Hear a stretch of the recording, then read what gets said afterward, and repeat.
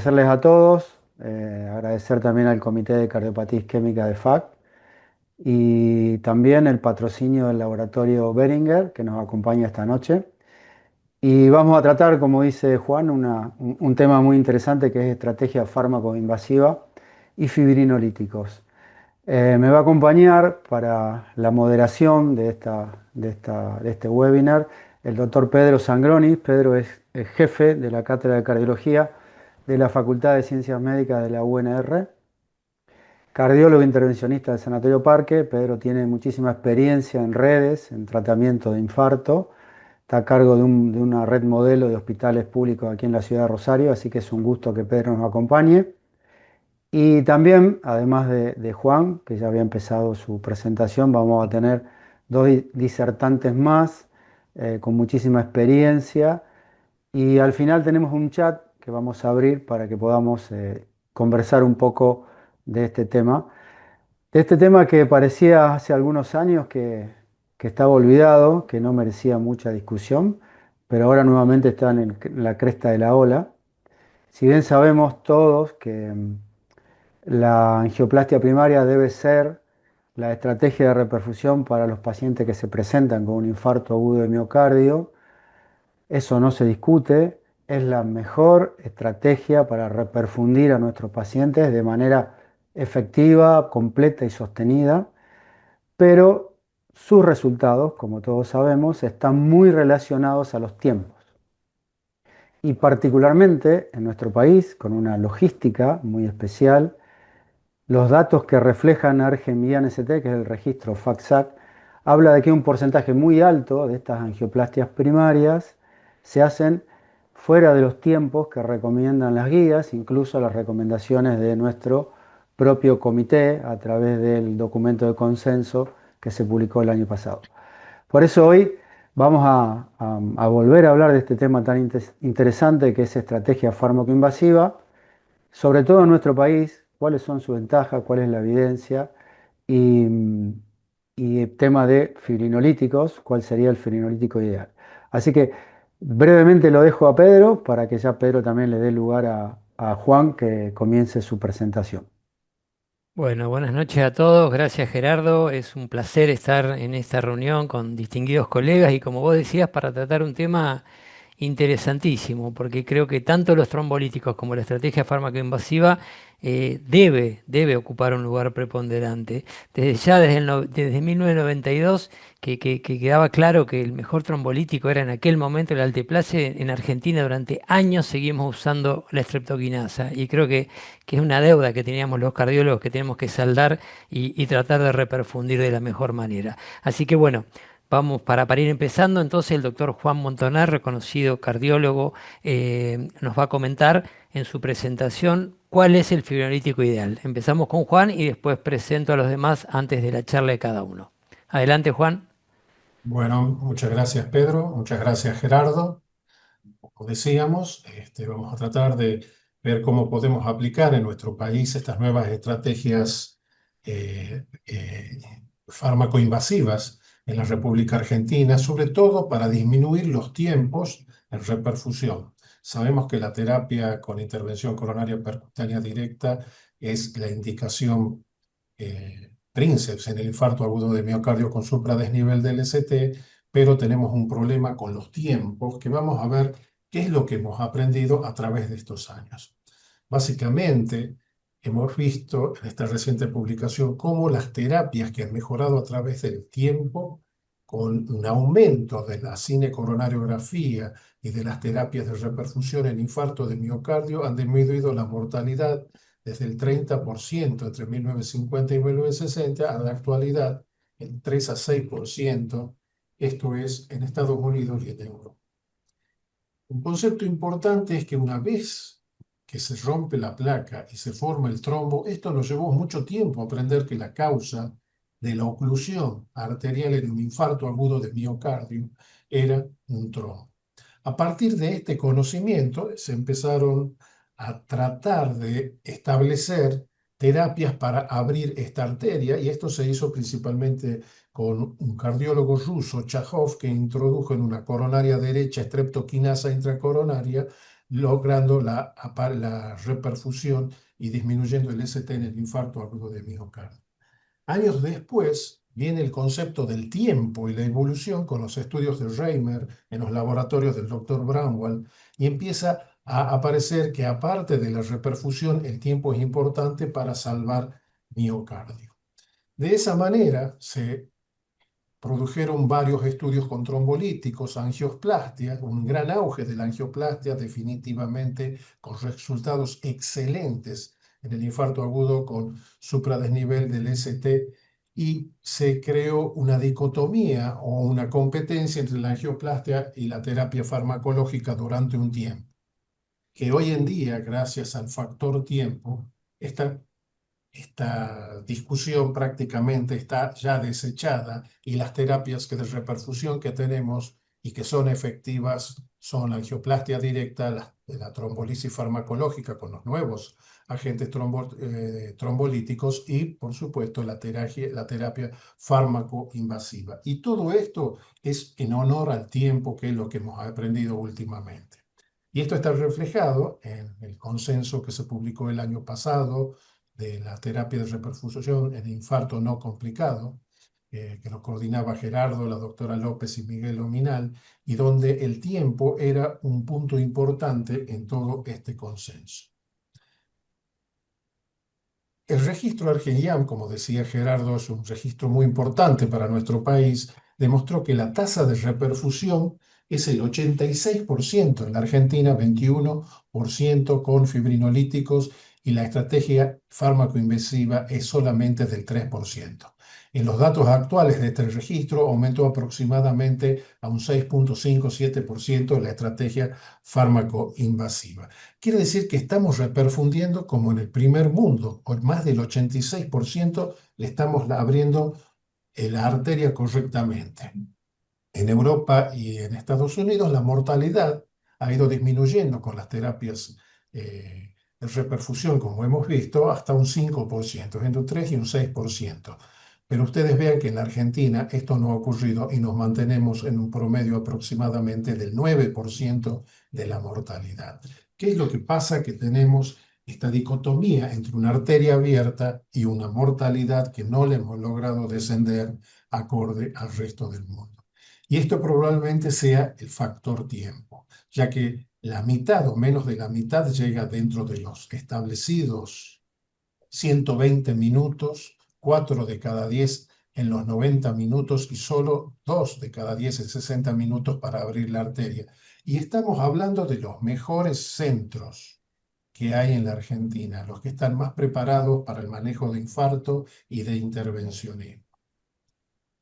El impacto de los 120 minutos es un impacto que ha sido tomado en base a varios registros, 23 trials de hace muchos años, el estudio danés y el estudio del registro de infarto de miocardio, que cuando comparó 143.000 pacientes con terapia fibrinolítica y angioplastia, demostró que el beneficio después de los 115-120 minutos con angioplastia se empieza a perder si la terapia trombolítica ha sido realizada antes. Entonces empieza a aparecer el concepto de que el tiempo es sumamente importante para angioplastia directa. Pero lamentablemente en nuestro país no tenemos una estructura donde todos los centros que puedan atender un paciente tienen un servicio de hemodinamia a las 24 horas, los 7 días. Por lo tanto, el concepto es que cuando tenemos un paciente con dolor precordial, hay que realizar el electrocardiograma dentro de los 10 minutos. Y si el electro presenta un supradesnivel del ST y estamos en un centro con hemodinamia, hoy en día lo ideal es abrir la arteria dentro de los 90 y, si es posible, 60 minutos. Si estamos en centros más alejados, sin servicio de hemodinamia, y la probabilidad de traslado es realmente menor de 120 minutos, hay que trasladarlo para realizar una angioplastia directa. Si el cálculo es mayor de 120 minutos o hay duda de que sea menos de 120 minutos, definitivamente debe realizar dentro de los 10 minutos del diagnóstico la terapia fibrinolítica y después derivarlo, como piden las guías, a un centro con hemodinamia.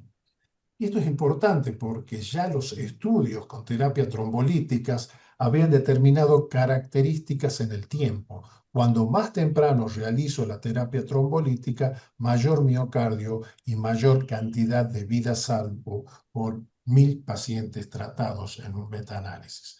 Por lo tanto, el modelo de organización de las redes que se presenta es en todo el mundo, es que definitivamente no hay que perder el tiempo si el paciente está muy alejado de un centro y tratar de manejarlo con terapia trombolítica y derivarlo. Y los pacientes que están realmente a menos de 120 minutos, derivarlo con un tratamiento antitrombótico para realizar una angioplastia directa en estos pacientes.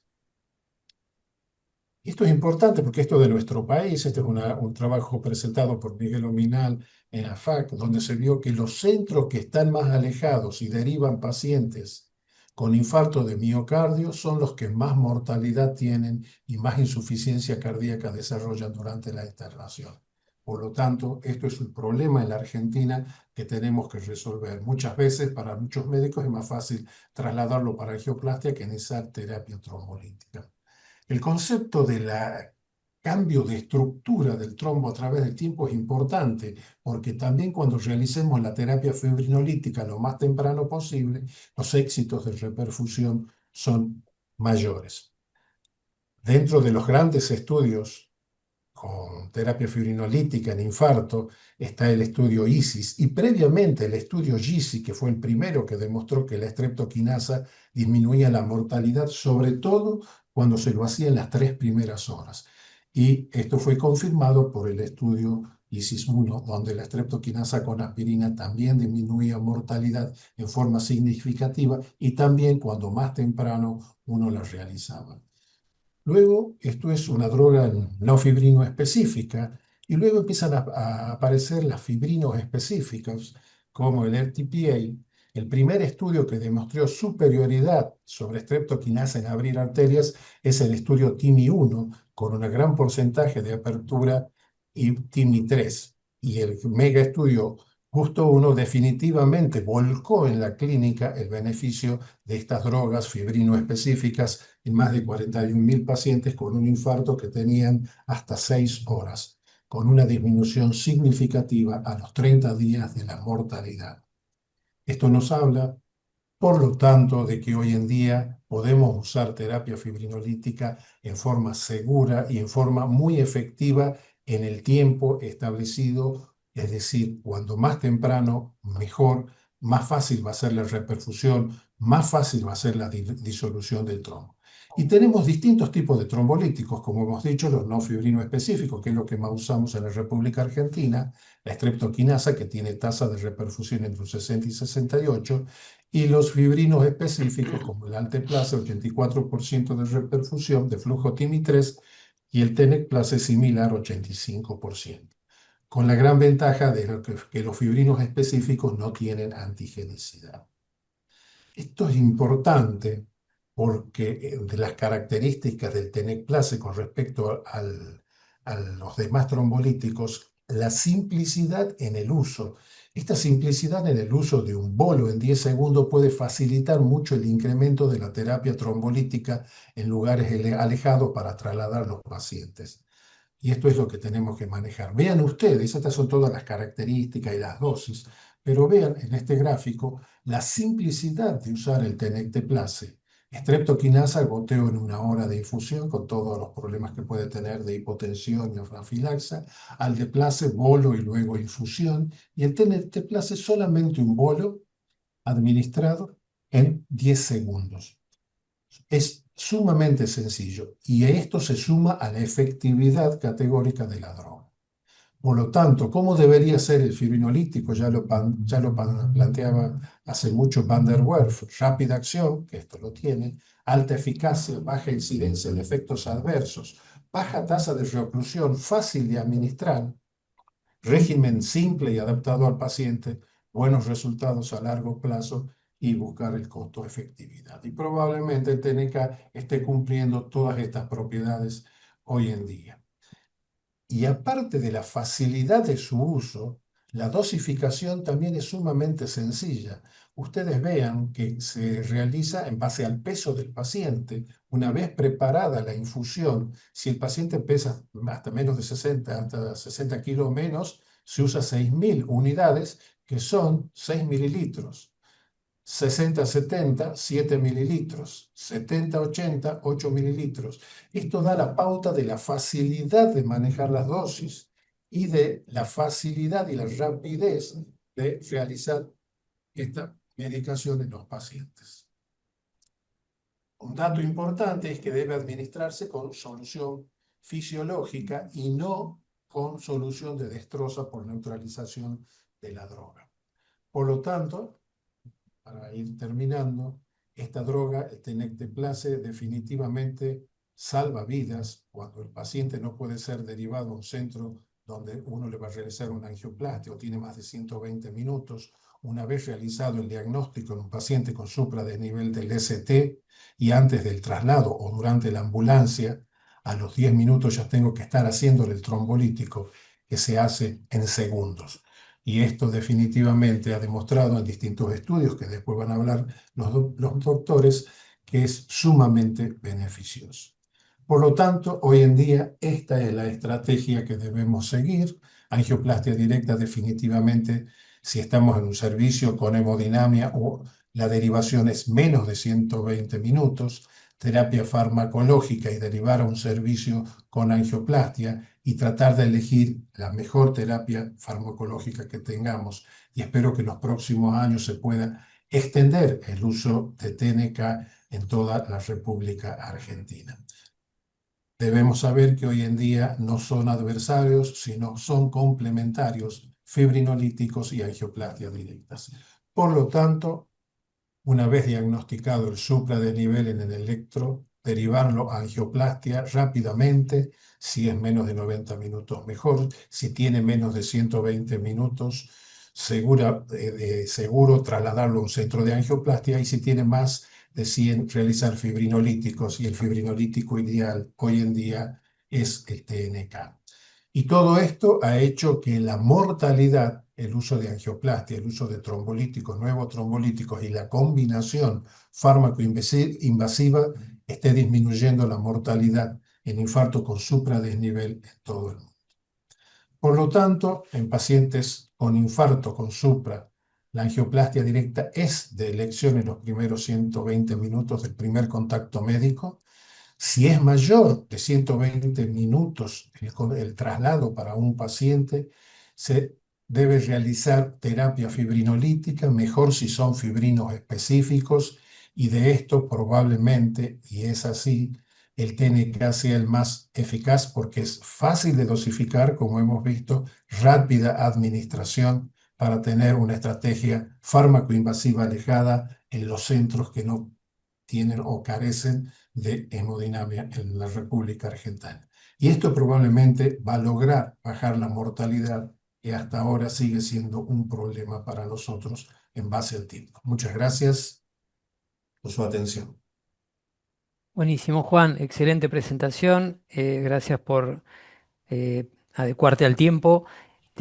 Vamos, como dijimos, a continuar con las presentaciones y después de abrir un debate. De cualquier manera, te dejo dos preguntas para cuando empecemos el debate. Una, que es del chat, si las contraindicaciones del TNK son las mismas que del estrepto.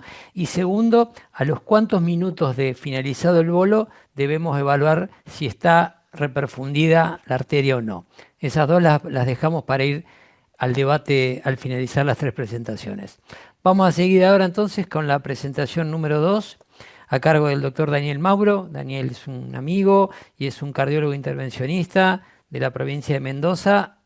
Se va a referir Daniel a la estrategia fármaco-invasiva y su uso en la Argentina. Daniel, cuando quieras compartir presentación. Bueno, muchísimas gracias, gracias por la presentación y por la oportunidad de participar de este tan interesante webinar. A ver si ahí puedo compartir, creo que Juan tenía que dejar de compartir. Sí, ya dejó, ya dejó. Ahí está, creo que ahora sí. Y vamos a ampliar la pantalla, a ver si estamos... Ahora creo que sí, ¿no? Sí. Perfecto. Bueno, gracias de vuelta, Pedro, por la presentación. Yo soy cardiólogo intervencionista y vivo en el interior del interior. O sea, Yo estoy conectado ahora desde San Rafael, la hermosa ciudad de San Rafael, que es la segunda ciudad en importancia en la provincia de Mendoza, pero que queda a 250 kilómetros de Mendoza. Y es un poco la cabeza del Oasis Sur, que involucra a otras ciudades más chicas, otros departamentos, como el de Malargüe y la ciudad de General Alvear. Para que se den una idea, General Alvear tiene alrededor de 90.000 habitantes, si no me acuerdo mal, está a 90 kilómetros de San Rafael, y a su vez Malargüe está a 180 kilómetros de San Rafael. O sea que las distancias son muy grandes, y así que me haya tocado el tema de fármaco invasiva, creo que tiene que ver con eso. Me parece que es justamente en este escenario donde más se aplica. Cuando uno mira los datos del registro Argenyan, bueno, entiende que la mayor participación por ahí son de centros que son centros de primer nivel, muchos de ellos, y muchos están en grandes ciudades. Así que bueno, por ese lado siempre hay un sesgo de los datos que se van reuniendo, digamos, en ese estudio. La estrategia fármaco-invasiva, que ya fue bastante bien definida, pero nos vamos a volver a referir a eso, aplica puntualmente en estos casos donde decimos que tenemos un síndrome coronario agudo que requiere de una revascularización urgente. Mirando ese electrocardiograma que está ahí a la derecha, nadie dudaría de que a ese paciente hay que hacerle algo, ¿no? Que remeda un potencial de acción casi, el super CT que tiene. Ese electrocardiograma se condice con esa imagen que tienen en el borde izquierdo de la pantalla sobre la fisiopatología del infarto, ¿sí? Con un trombo oclusivo, con la ruptura del CAP y la exposición de ese trombo que termina creciendo y ocluyendo completamente la luz del vaso.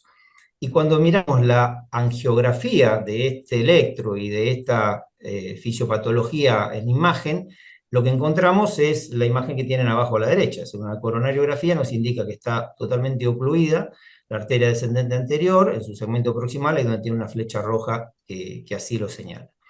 Entonces, la fibrinolisis es sin duda una estrategia de reperfusión que está claramente indicada en los pacientes que tienen un infarto con ST y que se presentan dentro de las primeras 12 horas de evolución de ese infarto. Pasado ese tiempo de inicio de los síntomas podemos dudar si es aplicable o no, aunque siempre tengan presente que el inicio del síntoma es muy arbitrario.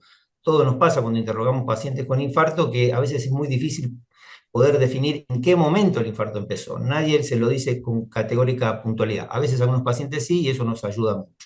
Pero a veces el síntoma es intermitente, el paciente hace posiblemente oclusión, reperfusión del vaso, espontánea, entonces el síntoma cede, cree que mejoró, y eso también a veces demora la consulta y no permite definir bien el momento del inicio de la sintomatología. Pero bueno, si está dentro de las primeras 12 horas, y si la angioplastia primaria, que como ya dijimos es la estrategia de reperfusión óptima, no puede llevarse a cabo dentro de las siguientes 2 horas de ese diagnóstico de infarto agudo, la estrategia de reperfusión, sin duda, es la utilización de fibrinolíticos, como ya lo manifestó con anterioridad Juan.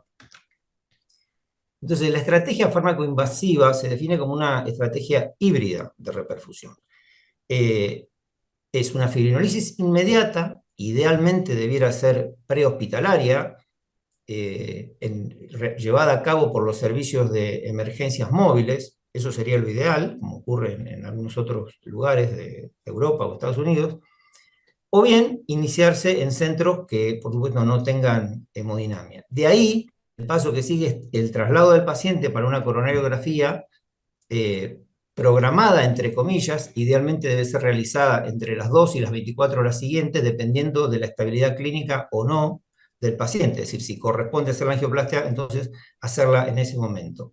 Y el tiempo mandatorio es ese, ¿no? O sea, no demorar más allá de las 24 horas, aunque el paciente haya tenido una excelente evolución post-fibrinolítico. Por lo tanto, la estrategia fármaco-invasiva son terapias complementarias, como bien lo señalaste vos, Juan, hace un ratito. No son terapias que se opongan unas con otras. Es cierto que a los intervencionistas no nos gusta mucho punzar pacientes que hayan recibido fibrinolíticos, pero eso se resolvió mucho a partir de la gran difusión que han tenido los accesos mínimos, como el acceso radial. Hoy lo que uno ve en los registros es que prácticamente el 90 y más, 95, 98% de los pacientes con infarto son tratados desde accesos radiales, y eso prácticamente ha limitado por completo la complicación temida del sangrado post-ferinolíticos. Entonces, el objetivo es la reperfusión precoz y la intervención coronaria posterior. ¿Cuál es el racional fisiopatológico de esto? Es que la trombolisis precoz nos permite disolver el coágulo y reperfundir el vaso rápidamente y limitar el daño.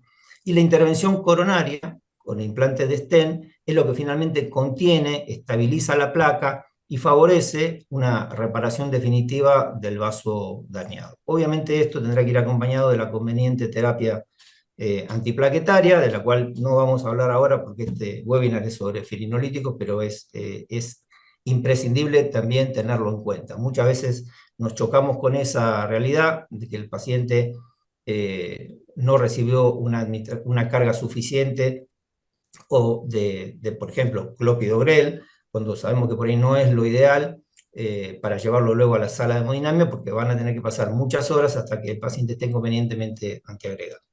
Pero bueno, eso es otro tema.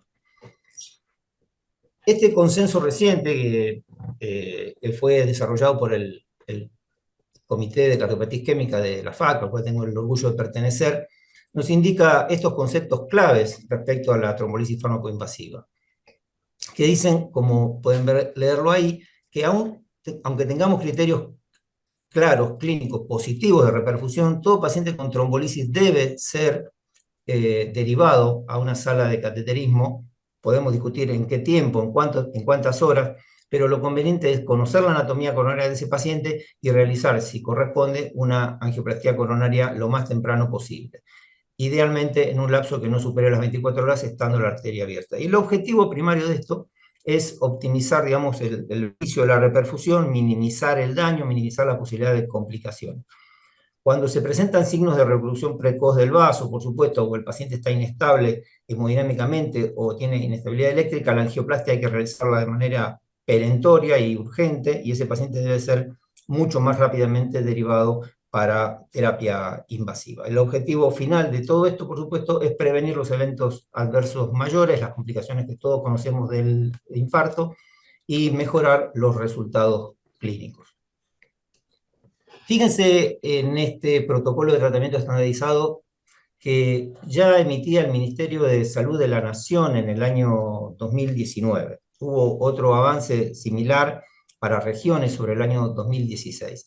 Cuando uno mira esto, no difiere mucho de lo que hoy nos dicen las guías y de lo que acabamos de ver hasta ahora, pero fíjense que tienen ahí señalado en el círculo rojo que la estrategia farmacoinvasiva una vez más aparece y debe ser realizada dentro de las 24 horas. Ya esto lo decíamos hace varios años atrás, antes de la pandemia. Pero lo más llamativo de este protocolo es que ya menciona que el trombolítico ideal debería ser el TNK. De ese trombolítico ideal y de esa recomendación hasta ahora que podemos disponer de esa droga, el tenecteplase, han pasado varios años, lamentablemente. Pero bueno, creo que por ese motivo ahora estamos en una nueva vuelta de rueda, vuelta de tuerca a la situación de la estrategia farmacoinvasiva, y les aseguro que en sectores tan vastos de nuestro país o en territorios como en el que yo vivo y trabajo, realmente va a ser muy significativo los cambios que vamos a poder observar en el momento en que se empiece a administrar más TNK y no tanto streptokinasa. Este mismo protocolo de tratamiento ya evidenciaba y resaltaba un par de recomendaciones diciendo exactamente lo mismo que acabamos de mencionar, que el paciente debe ser derivado, recibir trombólítico y ser derivado si es que no se cuenta con una sala de hemodinamia dentro de las siguientes 2 horas del inicio del diagnóstico, hecho el diagnóstico, y si no, el paciente tiene que ser trasladado a un centro con capacidad para administrar ferinolíticos si el sistema de ambulancia o el sistema de emergencia que tiene el primer contacto médico no dispone de la capacidad para hacer ese ferinolítico. O sea que esto es todo más de lo que ya venimos hablando, y es una estrategia que tiene evidentemente ya mucho tiempo y del cual todos estamos y conocemos ampliamente. Cuando quise indagar un poco bueno, qué es lo que pasa en Estados Unidos, qué es lo que pasa en Europa, lo conocemos mucho a partir y a través de las guías, pero se me ocurrió cuando desarrollaba este tema mirar un poquito qué pasaba en países de la región, o sea, qué pasa en nuestros vecinos, para Para los que estamos en Mendoza, Chile es casi otra provincia, acá al lado. Así que tenemos mucha relación con Chile y quise mirar un poquito cómo era el tema de la estrategia fármaco-invasiva fármaco-invasiva en Chile. Encontré este registro que fue publicado hace 2 años con casi 940 pacientes, donde fíjense que el porcentaje de pacientes que fueron a estrategia fármaco-invasiva fue de un 15%. Eso al día de hoy duplica y casi un poco más el porcentaje de fármaco invasiva que tenemos nosotros documentados en el Argenguián. Y otra cosa llamativa es que todos los pacientes para estrategia fármaco invasiva en el vecino país recibían tenecteplase, ¿sí? Cosa que espero en un futuro cercano podamos nosotros decir lo mismo. Y cuando miramos los números de la población de este registro, bueno, surgieron algunas cosas interesantes. Si bien es un registro unicéntrico, nos habla sí de la vida real y de un país muy cercano al nuestro, podríamos decir, con muchas similitudes.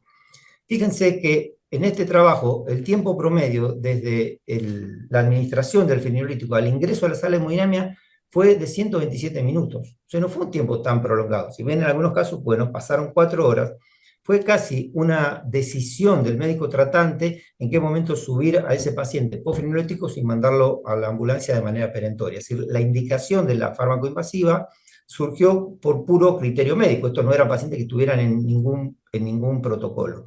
Las mujeres en este grupo de población tenían mucha más prevalencia de patologías como diabetes mellitus e hipertensión arterial de manera significativa.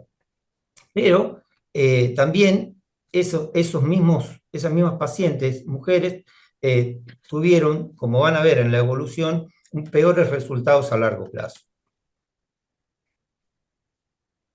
Fíjense, las características del flujo inicial TIMI 0 es similar a lo que nosotros vemos en los registros locales y en otros. Es decir, el flujo TIMI 0 después de la administración de fenilolíticos para este registro fue del 26%. Es decir, que solamente 1 de cada 4 pacientes no reperfundió, no tenía flujo TIMI 2 o TIMI 3.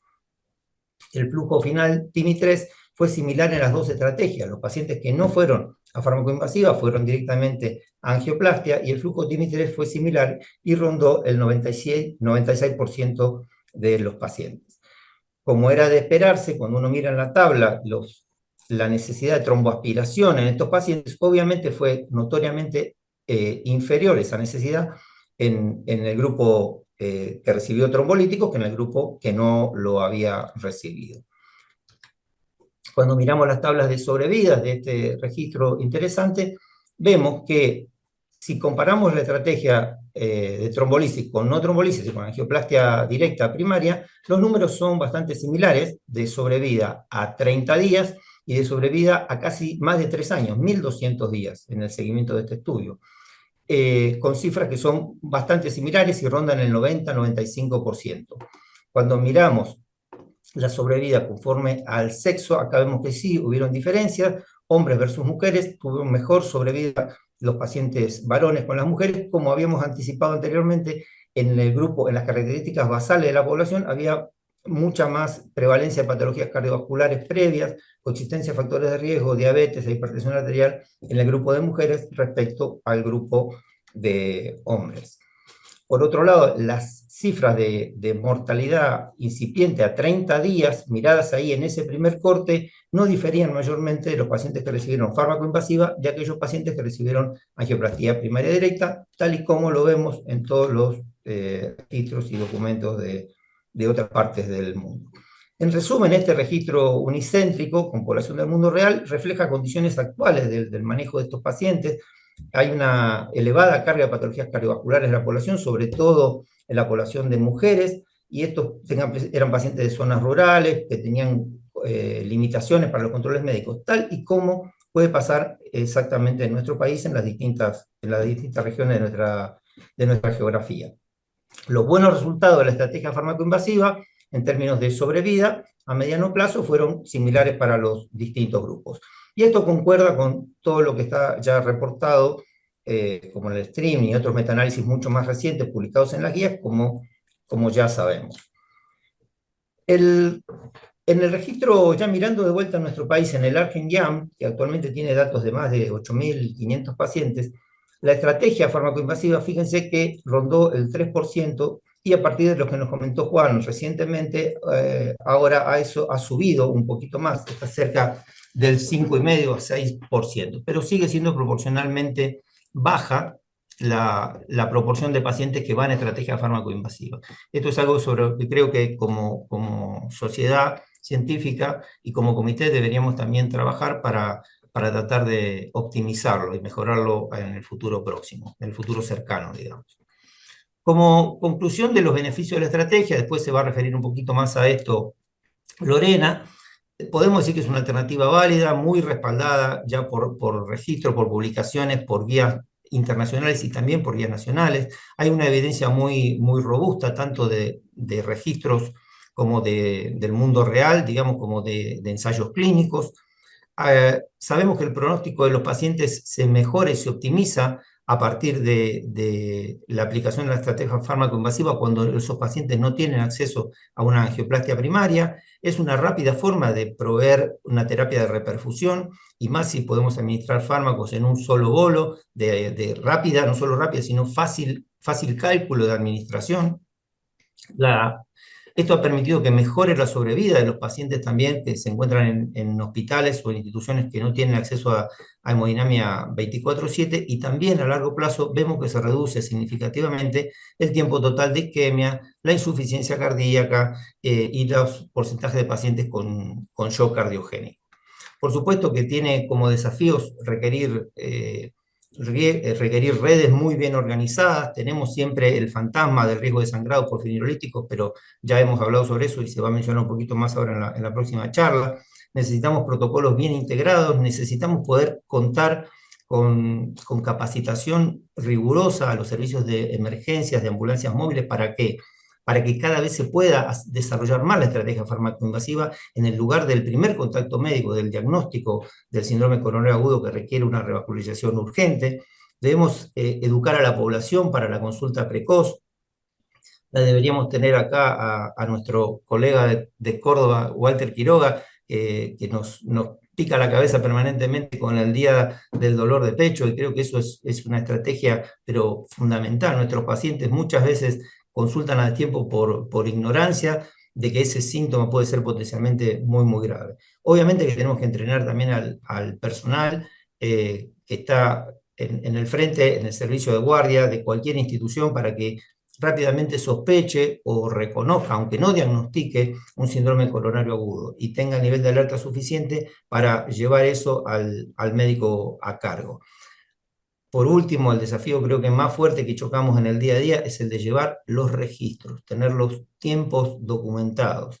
Nos cuesta mucho a los médicos hacer esto. Creo, y me hago cargo de lo que voy a decir, creo que el infarto debería ser una enfermedad no transmisible de denuncia obligatoria, y eso posiblemente nos llevaría a tener mejor sistema de registro de datos, de tiempos a la reperfusión, de tiempos al primer contacto médico cuando un paciente inicia con su sintomatología. Eso es todo lo que quiero transmitir respecto a esta estrategia.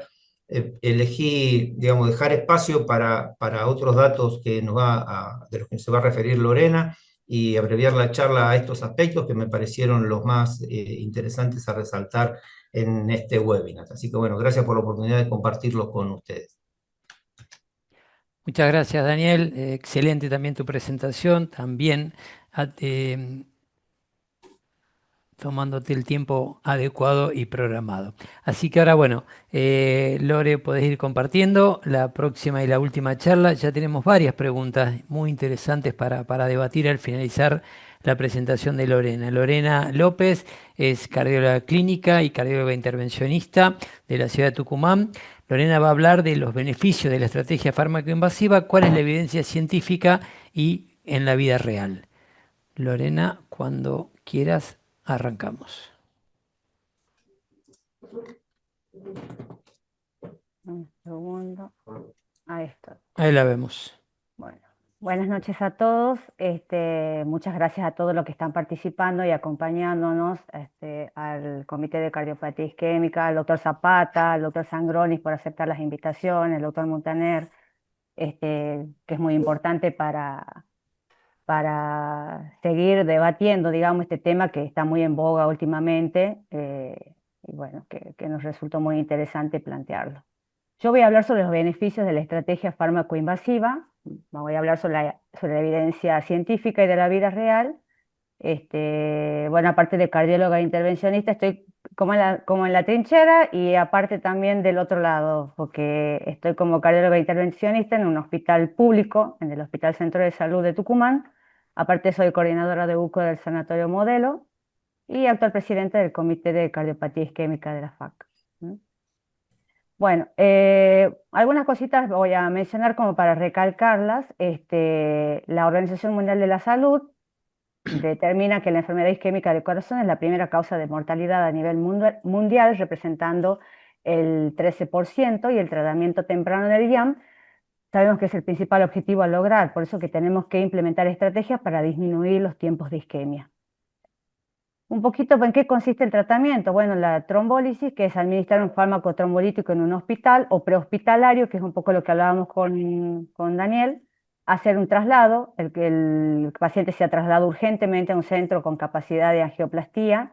Y la angioplastía, ¿cómo va a ser en este caso? Una angioplastía de rescate si es que tras la trombólisis no hay signos de reperfusión o de mejoría o shock cardiogénico, o no cumple con los criterios que serían el cese del dolor, la reducción del 50% del ST, entre otros, requeriría una angioplastía de forma urgente. En otro caso se haría una angioplastía electiva, lo cual se recomienda de que se realice en las primeras 24 horas para evaluar la lesión, en las cuales nos podemos encontrar inclusive con arterias con flujo TIMI-3 o con arterias con una lesión residual que se tratarían en el momento.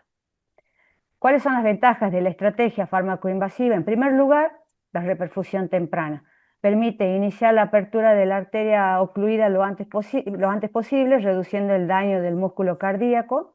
Los estudios muestran resultados similares tanto a corto como a largo plazo en términos de mortalidad, de fracción de eyección y eventos cardíacos adversos comparados con la angioplastía primaria. O sea que les da una oportunidad a aquellos pacientes que no tienen el acceso directo a la angioplastía primaria. Y aparte, ampliación de la cobertura, que es bueno, lo que acabo de mencionar. Bueno, la verdad que muy orgullosa de ser parte del Comité de Cardiopatía Isquémica, en el cual publicamos junto con un gran equipo este consenso del manejo del infarto agudo del miocardio durante el 2024, y tuvimos varias conclusiones en cuanto a lo que sería la estrategia fármaco-invasiva. Una es que la estrategia de reperfusión siempre va a depender del tiempo de evolución de los síntomas, la disponibilidad de recursos y también los tiempos estimados para la realización de una posible angioplastía primaria.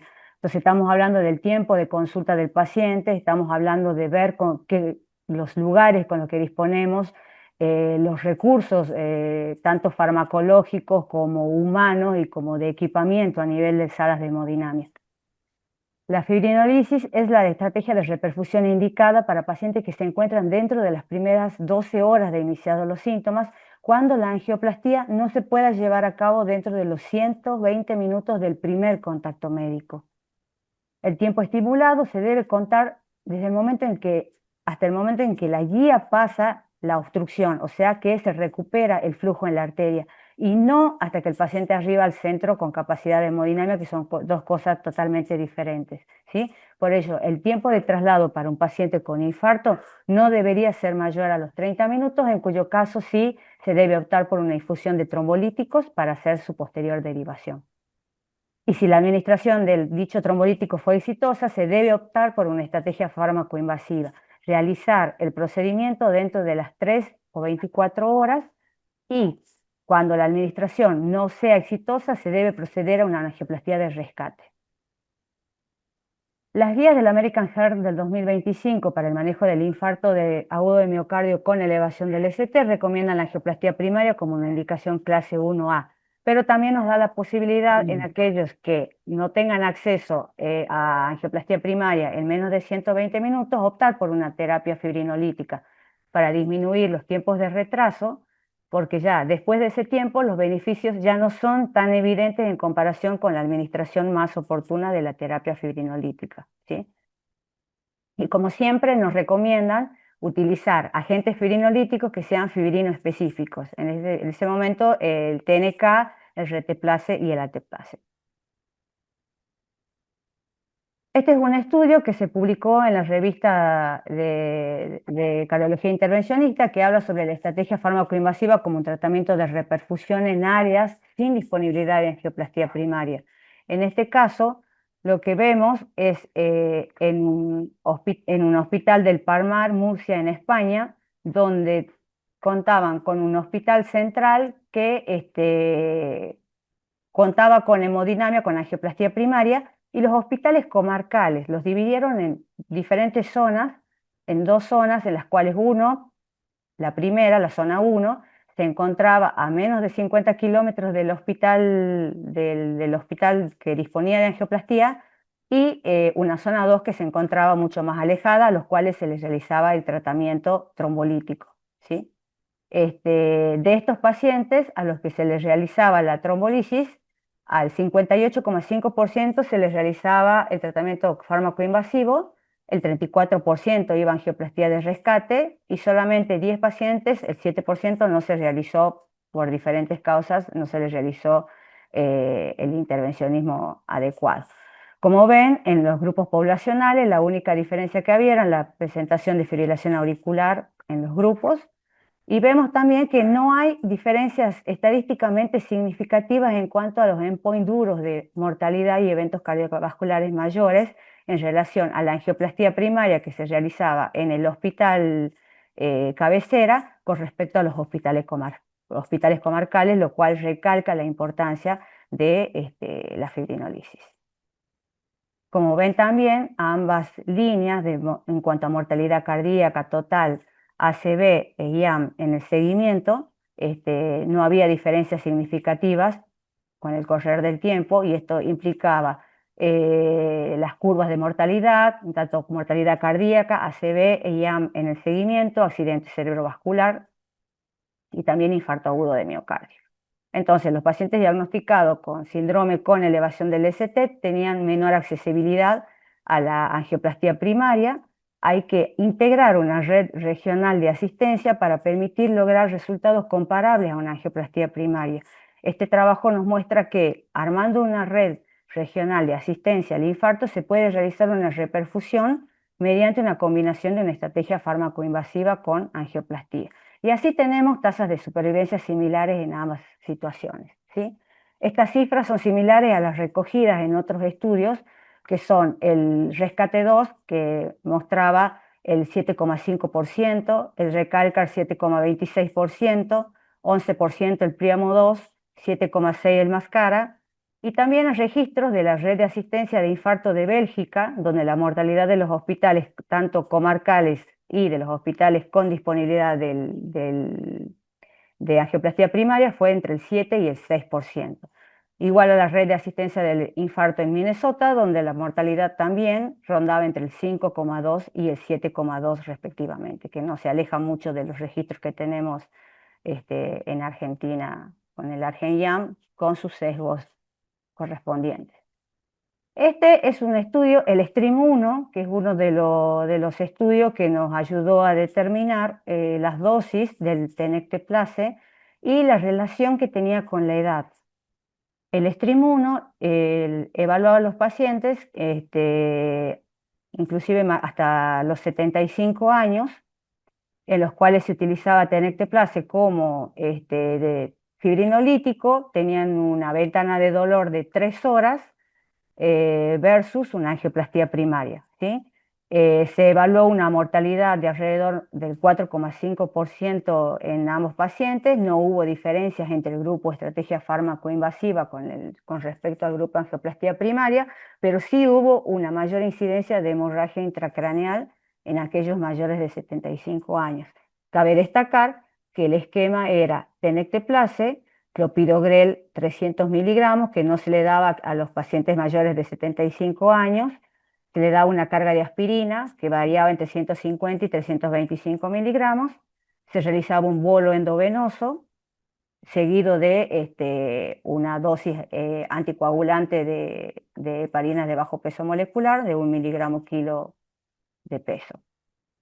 Por este mismo motivo, se realizó un segundo estudio, el STREAM-2, en los cuales se trató de ver cómo bajar esa incidencia de sangrado cerebral en los pacientes mayores de 75 años, reduciendo la dosis a la mitad del tenecteplase. Como un criterio de eficacia, se evaluó la proporción de pacientes con resolución del segmento ST y el compuesto de muerte, shock, insuficiencia cardíaca, el reinfarto a los 30 días. Y como evento de seguridad, obviamente, el accidente cerebrovascular y el sangrado no intracraneal, que si bien el más significativo era el, obviamente, cerebrovascular. Como vemos, cuando disminuían las dosis, teníamos mucha menor incidencia de eventos acumulados. Finalmente, no se observaron diferencias en la mortalidad por todas las causas, tanto en el grupo con full dosis de tenecteplase versus mitad de dosis, tampoco en la mortalidad cardiovascular, tanto en los pacientes sometidos a la estrategia fármaco-invasiva o angioplastía primaria respectivamente. Sí hay que destacar que, como habíamos dicho, en el STREAM-1 había reducción de la hemorragia intracraneal. Lo que presentaban mitad de dosis tenían una menor resolución del ST en el electrocardiograma, pero no había diferencia significativa, y el TIMI-3 fue similar en ambos grupos.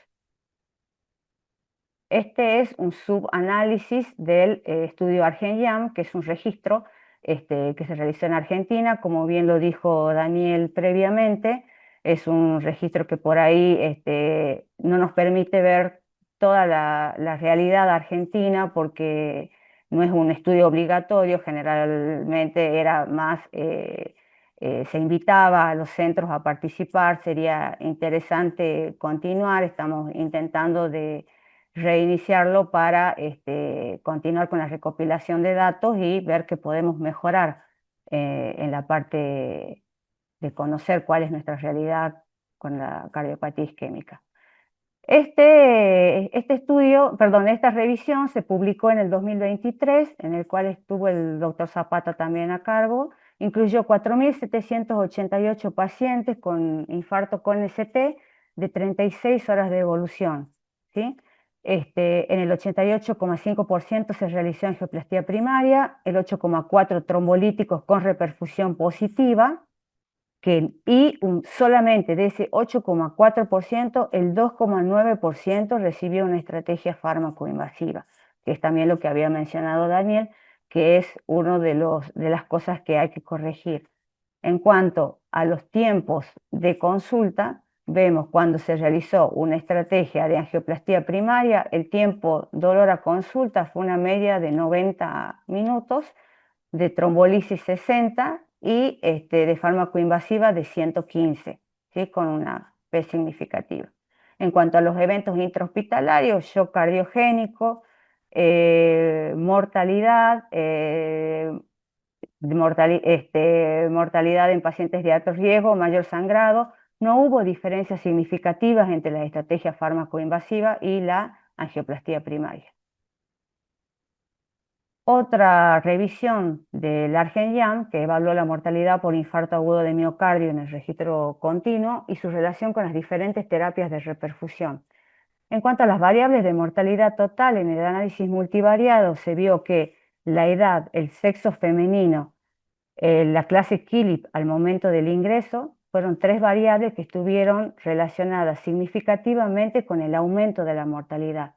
En cuanto al tratamiento de reperfusión y con una ventana de dolor menor a 3 horas desde el momento del síntoma hasta el momento del primer contacto médico, menor de 3 horas, hubo menor mortalidad. Entonces recalcamos lo mismo con el tema de la importancia de educar a la población con respecto a reconocer los síntomas y hacer una consulta temprana, ¿sí?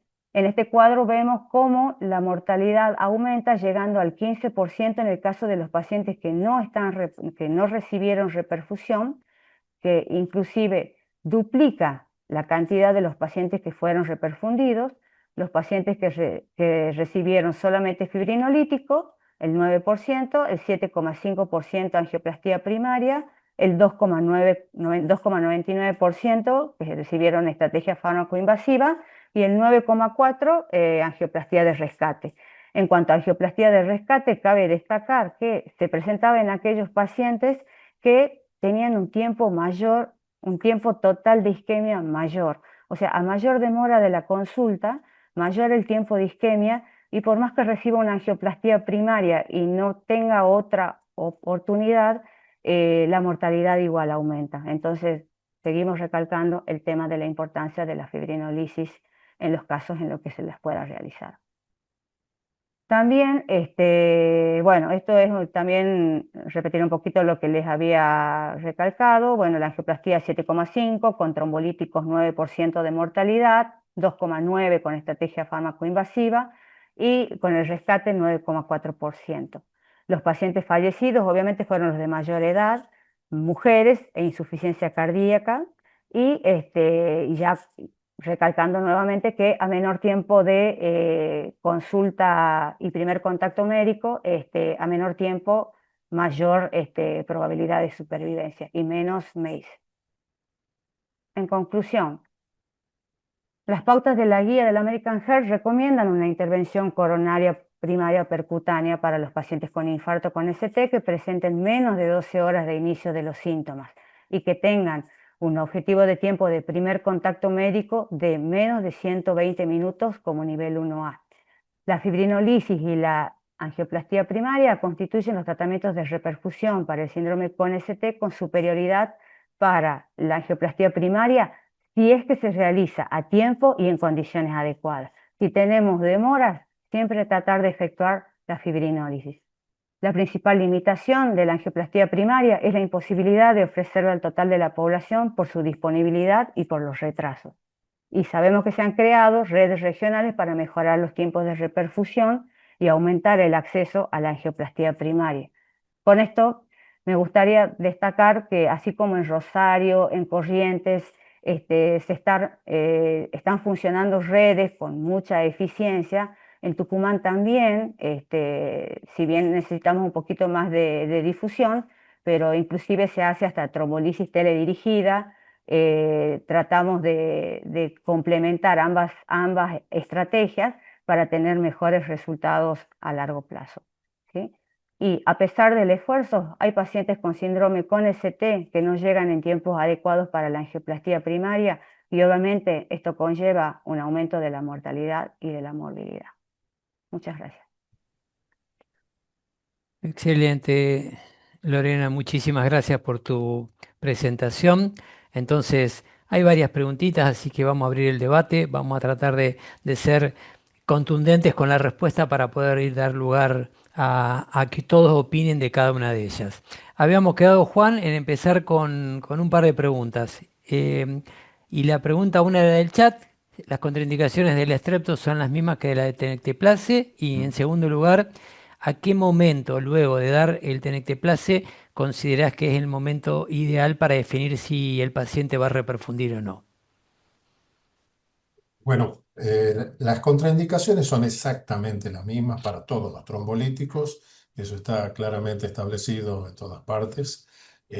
Ustedes saben que los fibrinos específicos tienen un poquito más de hemorragia cerebral y TNK a mitad de dosis, como explicó Lorena, en pacientes mayores de 75 años ha disminuido notablemente el efecto de la hemorragia cerebral. Por lo tanto, hay que tener en cuenta que todo trombolítico tiene exactamente las mismas contraindicaciones, STK, RTPA y TNK.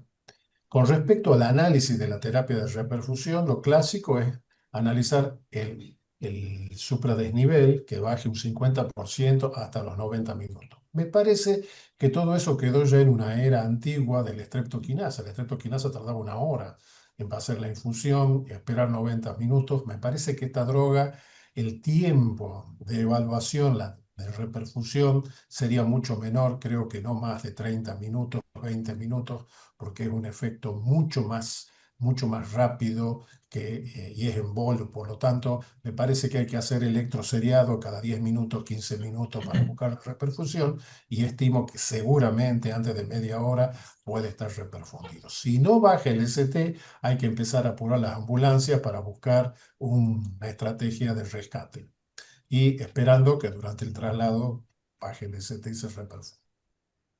Bueno, muchísimas gracias, Juan. Vamos a continuar con una de las preguntas. Daniel, pregunta al doctor Cafarati, ¿qué terapia antitrombótica sugerís cuando utilizamos TNK como trombolítico de elección? Bueno, excelente la pregunta, muy, muy, muy buena. Uno de los inconvenientes relacionados a los fibrinos específicos era la posibilidad de reoclusión del vaso, ¿sí? Por lo tanto, si uno utiliza RTPA o utiliza TNK, está de cierta forma obligado a administrarle heparina a ese paciente. A veces pasa que el paciente va a una estrategia fármaco-invasiva y habiendo recibido trombolíticos, y una pregunta que nos hacemos en la sala de hemodinamia es cuánta heparina le hacemos a ese paciente para un procedimiento. Y ahí en general limitamos, no sé cuál será la experiencia de ustedes, Pedro, pero nosotros limitamos la dosis habitualmente a la mitad o no administramos más de 5.000 unidades de heparina no fraccionada, heparina sódica, para un paciente que recibió fibrinolítico, por ejemplo. Esa es una parte de la respuesta. La otra es que la terapia antiplaquetaria es mandatoria, eso no tenemos ninguna duda. La administración de aspirina, en principio, está indicada dentro de los primeros 10 minutos, de hecho, el diagnóstico electrocardiográfico de síndrome coronario agudo con supra-ST. Entonces, esa aspirina, obviamente, como antiplaquetario solo no alcanza y tenemos que pensar en administrarle un segundo fármaco antiplaquetario más potente a este paciente. Y ahí entra un poco en juego, bueno, la edad del paciente y la condición y muchas veces también qué tenemos disponible. Lo más ampliamente difundido, obviamente, es el clopidogrel, pero lo que tenemos que saber es que el clopidogrel, aunque administráramos una doble dosis de carga, es decir, aunque se administren 600 miligramos de clopidogrel, con suerte vamos a tardar entre 6 a 8 horas en tener un efecto pleno antiplaquetario de esa droga, cosa que no ocurre si al paciente le administramos prasugrel o si le administramos ticagrelor, donde el inicio del efecto de la acción antiplaquetaria va a estar entre los 20 a 40 minutos. Que esa es una diferencia muy, muy sustancial. Una de las cosas que hemos visto en la sala de hemodinamia es prácticamente desaparecer, también hay algunos desaparecieron del mercado, los inhibidores 2B3A, ¿no? Que antes los usábamos con mucha más frecuencia porque encontrábamos muchas más lesiones trombóticas, entonces era habitual que tuviéramos que usar ectifibatide o argatroban, o bueno, cuando se disponía del Reopro, era una droga fantástica, ya no está más en el mercado, creo que en Argentina solamente hoy se cuenta con el tirofibán, me parece, Sí, así eh, es. y no hay otro 2B3A, pero que en cierta forma han sido reemplazados, entre comillas, ¿no? Por estos antiplaquetarios más potentes como el ticagrelor y el prasugrel, que en dosis adecuada realmente tienen muy, muy buen efecto. Así que creo que toda la terapia antitrombótica posterior a la fibrinolisis pasa por estos aspectos, ¿no? A darle heparina al paciente sí o sí, y si ese paciente va a una terapia de reperfusión final mediante angioplastia con implante de stent, saber que tiene que estar convenientemente antiagregado. No, no evita la imperiosa necesidad de antiagregarlo convenientemente el hecho de que el paciente haya recibido fibrinolíticos, al contrario. Gracias, Daniel. Una pregunta, Creo que Gerardo. Juan A quería ver. decir algo, ¿no? Ah, Juan, adelante.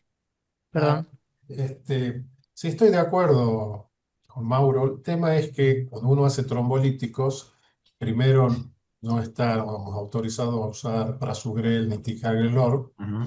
no hay estudios. Sí usaría clopidogrel. El Propio. estudio en trombolíticos demostró que el clopidogrel es beneficioso, no hay que hacerle dosis de carga de Ujú. 600 con 300 y si tiene más de 75 años, empezar con 75 miligramos de clopidogrel. Y si el paciente ya va a hemodinamia y hay que intervenirlo, sí podría hacer un switch y escalar a prasugrel o ticagrelor, pero después de conocer la anatomía. Ujú. Gracias, Juan. Bueno, voy a seguir con una de las preguntas para Gerardo, a ver qué opinas, de Rodrigo Soni, un amigo, te mando un abrazo de paso, Rodrigo. Él plantea que si le hago trombolítico, ¿espero ver si reperfunde o lo traslado de manera inmediata apenas finalizado el trombolítico? Obviamente supongo que se refiere cuando usamos TNK específicamente, ¿no? ¿Qué opinas, Gerardo? Yo creo que es una pregunta muy interesante. Algo también ya se mencionó sobre todo de que el conocimiento que tenemos para evaluar la estrategia de reperfusión, si había criterios clínicos o no, es un poco el pasado, ¿no? Nos quedábamos con la administración de streptokinasa, nos tomábamos nuestro tiempo y veíamos en ese momento si el paciente tenía criterios negativos o alguna complicación para derivar al paciente a una angioplastia de rescate. Creo que es un poco, es pasado, yo creo que hoy aquellos que tenemos la oportunidad de hacer una angioplastia primaria no dudamos en hacerlo, pero la realidad de nuestro país, como ya se dijo acá, es muy diferente, muy distinta, y aquellos que van a ser trombolíticos tienen que estar pensando inmediatamente en derivar al paciente. Em, Estamos con el tema de que la urgencia de la derivación sería mucho más razonable para una angioplastia de rescate cuando no hay signos claros de reperfusión. Y tomarnos el tiempo para conseguirla cuando el paciente tuvo criterios de reperfusión, porque la coronariografía, según la indicación de la guía, es hasta 24 horas como para hacer una angioplastia complementaria. De todas maneras, yo creo que como, con distancia, logística y lo demás, si alguien hace trombolíticos, es preferible que el paciente ya sea derivado, inicie un llamado y se ponga en contacto con un centro de complejidad para que el paciente sea recibido para un estudio de sus arterias y una evaluación lo más rápido posible del resultado del trombolítico. O sea que yo creo que, eh, y esto lo digo un poco en general, porque como dice Juan, si tenemos TNK-TPA, aquellos que hacíamos la droga y tuvimos la oportunidad como Juan, ¿no? De participar en el ASEN, en el estudio, veíamos que mientras hacíamos el bolo, el ST bajaba inmediatamente en el electrocardiograma y no nos quedaba ninguna duda que el paciente había reperfundido la arteria. Pero hoy, lamentablemente, todavía en nuestro país la estreptoquinasa es el trombolítico de elección, y yo ni bien terminaría la infusión de trombolítico, estaría ya preocupado en derivar mi paciente para que llegue a un centro de complejidad lo más antes posible. Bien, sí, yo en eso coincido totalmente. El problema es que muchas veces, no sé si coincidís, los lugares donde se hace trombolítico son las terapias polivalentes, porque en general la angioplastia primaria se hace en las grandes ciudades y ahí obviamente los pacientes llegan más rápido. Cuando nos alejamos 30, 50, 70 kilómetros de las ciudades más importantes, donde está de mayor cantidad, de mayor población, donde hay más centro de hemodinamia, ahí es donde mayor valor y utilidad tiene el trombolítico. Si no llegó o si no se pudo derivar porque no se iba a hacer en menos de 120 minutos, el tema es que la derivación después también es difícil. Pero obviamente hay que intentar, apenas empezamos el trombolítico, a gestionar la derivación más allá de lo que pase con la reperfusión. Así que creo que estás de acuerdo con Exactamente, eso. Pedro, totalmente, porque justamente como es tan difícil después los tiempos y la distancia y conseguir la ambulancia y que llegue al hospital de complejidad, mientras uno está haciendo la infusión de trombolítico, comunicarse con el centro de derivación más cercano de complejidad me parece que es lo adecuado para que después ese paciente llegue cuando tiene que llegar. Excelente, clarísimo. Bien, otra preguntita que tenemos para Lorena. Emilio pregunta, Lore, si un paciente está con una ventana de 12 horas, ¿no? Está con menos de 12 horas, pero está totalmente asintomático, le calmó el dolor, pero persiste con su pre-CT y no tiene acceso a angioplastia primaria. Que hay que aclarar, ¿no? Que la angioplastia primaria es una estrategia de reperfusión, pero que va precedida por una coronografía. Entonces, la ventaja que tenemos los intervencionistas es que sabemos si la arteria está tapada. Hay casos clínicos que a veces son dudosos. La pregunta que hacen acá es, no hay posibilidad de angioplastia. ¿Le da fibrinolíticos? Bueno, en este caso, el límite justamente que que ponemos en el consenso son hasta las 12 horas, digamos. Sí, con el riesgo, obviamente, que sabemos que vamos a tener menores resultados. O sea, peores resultados. Me quiero referir que no vamos a tener una reperfusión y que el paciente directamente va a ser más beneficiado derivándose a un centro que tenga la capacidad resolutiva invasiva. ¿M? Y que obviamente que es un paciente que va a tener peores resultados, digamos. Sí, acá creo que igual te hace hincapié en que está sintomático. Entonces, qué jerarquía le da Ujú. o si te lo haces, aunque estés en una ventana de menos de 12 horas, independientemente de la clínica. Eso es lo que están queriendo preguntar. Ah, Sí, bueno, a veces, perdón, Lore, sí, pero a veces es difícil, lo que yo mencionaba en la charla, a veces es difícil asegurar cuál es el momento del inicio del síntoma, ¿no? esa es Uno otra dice, tenés cosa. un paciente que tiene supra-ST. ¿Ese supra-ST todavía tiene R o tiene QS con supra-ST y es un área disquinética y le vamos a empezar a hacerle fibrinolíticos a un paciente que ya no tiene dolor, tiene una disquinesia de toda la cara anterior del ventrículo? Entonces a veces el límite es borroso, ¿no? Es medio un poco ambiguo. No, o por ahí también que en mi experiencia por lo menos me tocó estudiar pacientes que ingresaban como criterios de reperfusión positiva, pero le hacíamos la coronariografía y la arteria estaba 100%. Ujú, Y ahí ujú, está ahí estaba la discusión de abrimos o no abrimos la arteria y de cuánto tiempo era la evolución del dolor, que el dolor era intermitente. Entonces como que ahí era un poco más hacer una reunión con los cardiólogos clínicos y terminar de definir ujú. cuál era la mejor estrategia. A Pero veces sí, la esos verdad que pacientes es muy tienen poco. circulación colateral, algo de circulación Mm, colateral hacia el territorio comprometido y eso mm, logra un poco de alivio del síntoma y te habilita en cierta forma a decir, bueno, voy a intentar abrir el vaso porque tiene mm, persistencia de dolor, aunque está al 100% y el vaso tiene circulación colateral. Y entonces uno, en ya. el contexto del paciente, obviamente, edad, etcétera, decide intervenirlo o no en ese Puede momento. ser. Bien, Después también Juan, los pacientes que por perdón, ahí... Sí, perdón, que Juan quería hacer sí. un comentario. Ah, Estás muteado, Juan. ¿está muteado, doctor Montaner? No te escuchamos. A Estaba ver, ahora escuchando. sí, ahora sí. No, que en terapia trombolítica entre las 12 horas, estamos en el límite de las recomendaciones del FTT para terapia trombolítica en infarto. Yo creo que eso si es un infarto anterior que todavía tiene supra, aunque no esté con dolor de pecho, lo trataría de intervenirlo y ver, conocer la anatomía coronaria. De hecho, las guías europeas han extendido hasta 24 y hasta 48 horas en la intervención en este tipo de pacientes. Y me parece que si es un infarto anterior, si es una persona joven, ¿no? Creo que vale la pena usar todos los recursos para derivarlo y estudiarlo y si se puede abrirle la arteria y ver si por lo menos alteramos el remodelamiento ventricular que va a tener el paciente, ¿no? Bárbaro, gracias Juan. Vamos a seguir con las preguntas. El doctor Zanutini, cardiólogo intervencionista de Rosario, él plantea que la demora en el trabajo del doctor Ominal que sucede es porque los centros de hemodinamia no están incluidos en las redes. Yo el trabajo en sí de Santa Fe, del norte de Santa Fe, no lo conozco.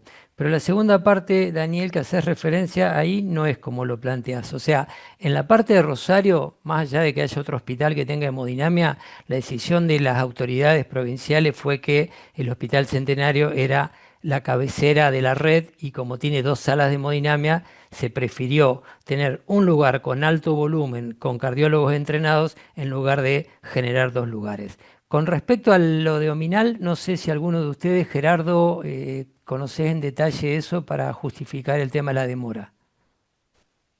No, en realidad no lo conozco en detalle, Pedro, pero bueno, claramente el mensaje tiene que ser que trabajemos con redes, ¿no? Redes articuladas es fundamental. eh, Como siempre insistimos en un país tan complejo, con distancias, con logística, hoy a través de un celular, de un WhatsApp, se puede integrar muy bien una red con centros periféricos, con sistemas de ambulancia, de emergencias médicas y con los centros de derivación que van a tener la capacidad de hacer angioplastia primaria. Así que es fundamental y creo que es un poco el mensaje final de la estrategia fármaco-invasiva, tiene que estar o formar parte de un sistema de redes integrados para atención del infarto. Eso es lo que claramente va a optimizar tiempo y va a disminuir la mortalidad, que todos estamos muy preocupados que en nuestro país eso no puede suceder, a pesar de que intentamos hacerlo y durante muchos años no ha podido caer la cifra, y quizá porque nos ocupamos mucho durante muchos años en derivar a nuestros pacientes a una angioplastia primaria y eso fue lo que demoró un montón del tiempo y estos sistemas de redes articulados con la posibilidad de hacer estrategia fibrina invasiva, todos los pacientes después van a ser estudiados, aquellos que necesiten una angioplastia la van a recibir, pero creo que es la clave para poder disminuir la mortalidad del infarto.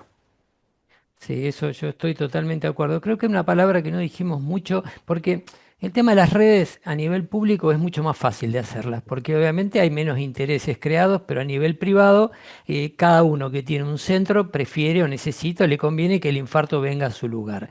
Pero yo creo que cada uno tiene la chance en el lugar privado, por lo menos de la palabra que es preactivar, o sea, que Ujú. trabaje con quien trabaje, que si ese paciente viene al lugar donde yo estoy, que yo estoy preparado esperándolo. Entonces, debería ir por una ley nacional de infarto al lugar más cercano, eso no hay duda. Yo no lo veo a corto plazo que eso suceda, por lo cual me parece que aquellos que definan que quieren hacer angioplastia primaria o quieran atender infartos, tienen que estar preparados. Y el 24/7 va para todo, porque en el ARGENJAM también la demora al trombolítico es excesivamente larga y es mucho más que los 10 minutos que se recomiendan en las guías. Y sumado a esto, les pregunto a ustedes, porque también Daniel pregunta y hace un comentario interesante. ¿Pueden las sociedades científicas como la Federación Argentina de Cardiología exigir a los ministerios de salud la organización de las redes? Uf, Justamente, es un tema bastante complejo. Yo les recuerdo un poco a todos que Argen ST surge en forma combinada por una, si bien fue una iniciativa de las sociedades científicas, SAC y FAC, se convocó al Ministerio de Salud de la Nación y los primeros años trabajamos en conjunto con el Ministerio de Salud de la Nación, pero con mucha promesa de recursos, con mucha promesa de que esto iba a nacionalizarse y iba a ser una directiva directamente como parte del sistema de salud a todos. Bueno, como ustedes ya saben, esto no prosperó, duró muy poco el apoyo gubernamental y las sociedades científicas con mucha fuerza, pero con pocos recursos, siempre intentamos, y también esto lo hace el CASI también, intentamos tener nuestros datos porque es de la única manera que podemos intentar modificar realidad o mejorar la realidad que tenemos con todos los sesgos que ya se mencionaron, que mencionó Daniel, que mencionaron todos, que generalmente en estos registros ingresan los centros seleccionados con residencias médicas, pero estamos abandonados, o sea, pedirle al Ministerio de Salud que nos acompañe en esto es muy difícil. Hemos intentado, tuvimos muchísimas reuniones en el Ministerio de Salud, pero lamentablemente no prosperó. El registro Argen ST cumplió 10 años y ustedes saben que los ministerios de salud se van renovando, incluso los ministros de salud se van renovando con lapsos muy cortos de tiempo y acá no hay políticas de salud, lamentablemente, que prosperen o que se diagramen a futuro, ¿no? Sí, coincido totalmente. Yo igual, por más que por supuesto considero que los registros son fundamentales y es la única manera que tenemos de las sociedades científicas, siempre digo que es peligroso decir en base a un registro que Mm. incluye un porcentaje de pacientes, la mortalidad en la Argentina es de tanto. Yo por lo menos estoy convencido que la mortalidad en la Argentina ronda el 20%. Entonces, por eso digo, a veces seamos cuidadosos porque creo que hay mucho para mejorar. No es que de 8,8 tenemos que llegar a 4, pero es una opinión personal. No sé, Juan, si yo toqué un tema que vos habías hablado con respecto a la mortalidad en la Argentina, si coincidís, me gustaría escucharte. Totalmente. Totalmente, totalmente.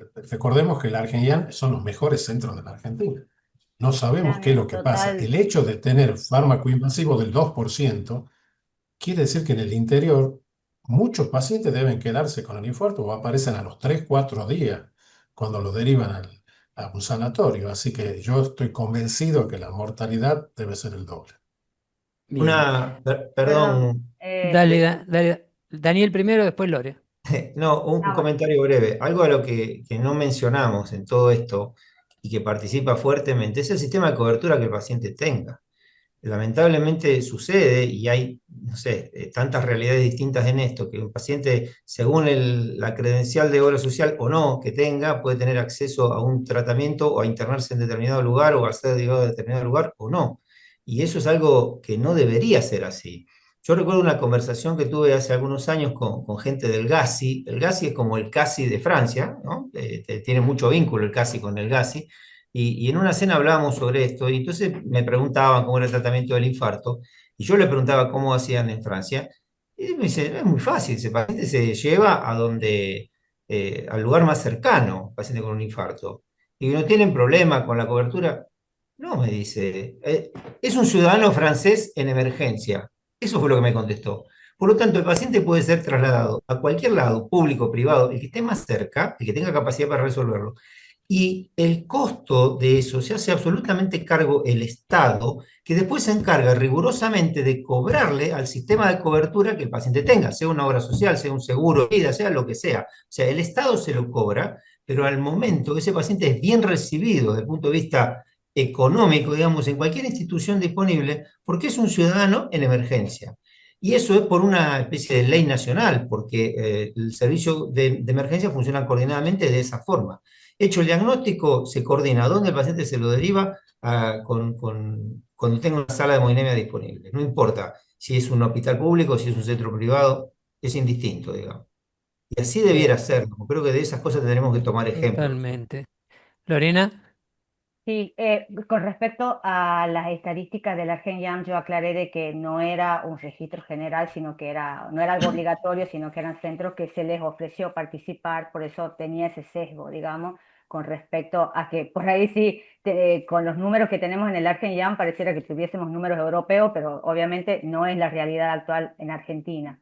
En segundo lugar, por suerte en Tucumán tenemos una articulación, lo quiero nombrar a Eduardo Gempen Ibáñez porque la verdad que es uno de los médicos que coordina, es, mejor dicho, casi el fundador de la red de infarto en Tucumán, que nos estuvo acompañando en el webinar anterior de redes, y él logró una coordinación muy buena con la parte privada, en la cual el paciente sale, si está por ejemplo, en una localidad como ser Aguilares, que son 120 kilómetros aproximadamente de distancia, o 110 kilómetros, desde el centro que tiene angioplastía primaria.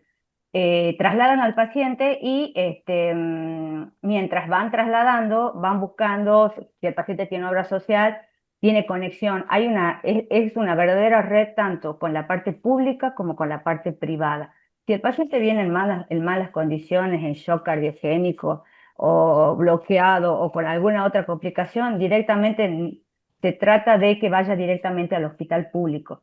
No siempre se cobra, no siempre se puede reponer el material, que eso lo veo con frecuencia, pero de que se realiza la cobertura del paciente, sí se la realiza. Y en el caso de que se pueda derivar a un sanatorio privado, lo digo porque tiene desde las dos partes, digamos, en un sanatorio ah, privado lo aceptamos. Si es una obra social con la que trabajamos, junto con el doctor Montaner, estamos dentro de esa red, digamos, como referentes para la derivación, junto con otros centros privados. Por bien. suerte no hay una diferencia o una preferencia de un centro en particular. Es el que tenga la disponibilidad de lugar y de, obviamente, hemodinamia 24/7. Bien, Lore, es bastante tarde, pero es interesante que hay mucha gente todavía presente y me gustaría que terminemos de responder todas las preguntas. Por eso voy haciendo las que van quedando y que el que quiere una respuesta cortita. La doctora Isabel Rejas Villegas pregunta, ¿cuál es la opinión del uso de los trombolíticos en pacientes post-parada cardíaca por infarto ante no disponibilidad de angioplastia primaria? Daniel, te vi con el micrófono abierto. Sí, y la verdad que es complejo porque uno dice, el paciente ya tuvo una parada cardíaca y se lo reanimó y salió. Bueno, en la maniobra de una parada cardíaca puede haber ocurrido de todo. De hecho, puede formar parte de una contraindicación de trombolíticos. Ahora, si yo soy ese paciente y con 50, 60 años tengo un infarto anterior y me fibrilé, háganme trombolítico, no me importa, porque ese paciente yo creo que no va a tener otra chance de reperfusión. No hay forma de trasladarlo, por lo que dice en la pregunta, o sea, no va a tener acceso ni a las 2 horas a una sala de hemodinamia, y es claramente un paciente que está extremadamente inestable, y yo creo que ese paciente, aunque fuera una indicación off-label, debería de recibir igual los fibrinolíticos. Bien.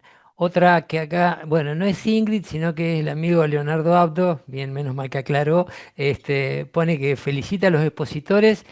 Quería comentar que hay dos productos en estudio, no fibrinolíticos, en fase 3: el Salumfiban, glicoproteína, y Selatogrel, un inhibidor del P2 y 12, cuya administración es subcutánea y resultan muy atractivos.